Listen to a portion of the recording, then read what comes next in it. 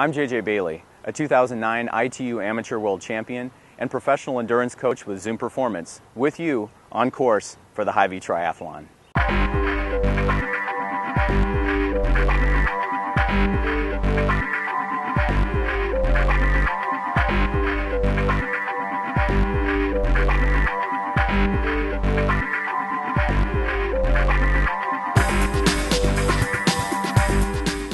Okay, the swim is over and it's time for a challenging 40K bike on an exciting urban course.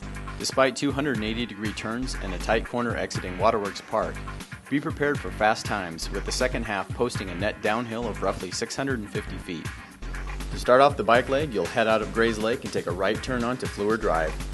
A short out and back on MLK will feature the first of 280-degree turns on the course. After a short trip back south on Fleur, it's time to have some fun on the smooth and fast roads of Waterworks Park, one of the largest in-city parks in the United States.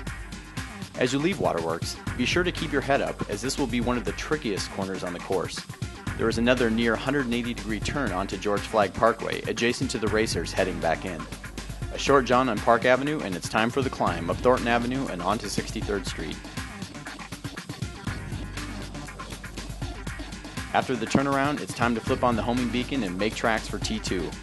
With an immediate false flat downhill for the next mile or so, use this opportunity to really focus and think about riding strong back to the lake. After shooting back down Army Post Road and onto 63rd Street, be sure to keep your head up, turning onto Thornton and especially onto Park, as you will undoubtedly be carrying significant speed. Ride strong, but be careful. After proceeding onto George Flagg off of Park Avenue, make sure to keep your head up to avoid any riders straying into your lane exiting Waterworks Park.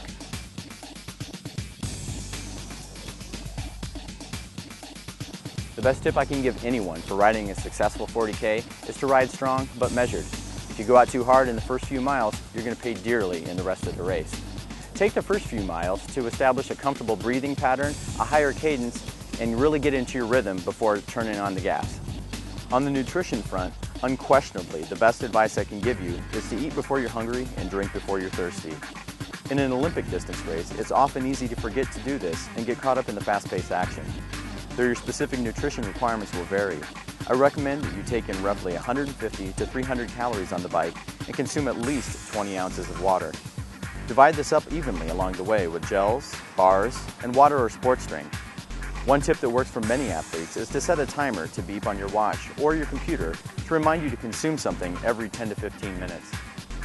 Roughly a quarter of the way into the 40K is where the climb begins.